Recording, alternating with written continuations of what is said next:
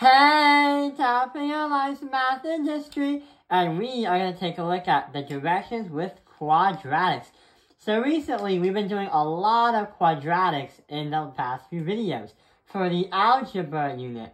But what we're going to do is understand that sometimes we might not have a graph with us, and sometimes we might have to think a little bit differently on how we can create our graph and create our equation. So let's see what happens. Find the scale number if we use this equation right there, and we have to use it with the vertex and a point going through that. Well, how are we going to do that? Well, if you take a look at the last video or look at this, it's kind of like a directions. So the A is what we're trying to find. Helps you scale and reflect something, a graph. The C will help you move the graph left or right, and the D will help you move the graph up and down. So we're trying to find out what A is, but how are we going to do that by having these 2 points included? Well, by using that formula from the last video, we said that inside the parentheses are the domains, and outside the parentheses are the ranges. So let's see how we are going to do it.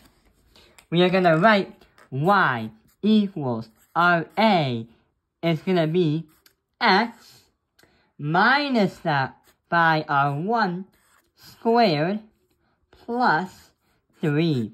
The reason why negative 1 and 3 is because that is going to be the vertex. Your vertex is always going to be placed here and here as x and y. But what about the point? How are we going to have it included in the point? Well, the whole point is to use what we have here and to find the equation that goes through that point. And that's going to be at that x. So y is going to equal a 2 minus 1 squared plus 3. And solve it out. We have to use order of operations to try to solve out the problem. So here's what we have to do. 2 minus 1 because of parentheses for order of operations with PEMDAS or GEMS. So 2 minus 1 is 1 squared. So parentheses 1 squared. So that's connected to the A plus our 3. We can subtract by the 3 and subtract this side by 3. And we are going to get, we have 1 squared. 1 times 1 is 1, or just A. And we have nothing else, so negative 3 equals A. Or another way, A equals our negative 3.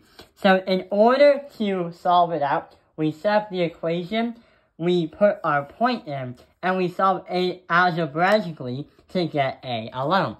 And that is what's the scale number, to make a parabola go through the vertex and the point listed below.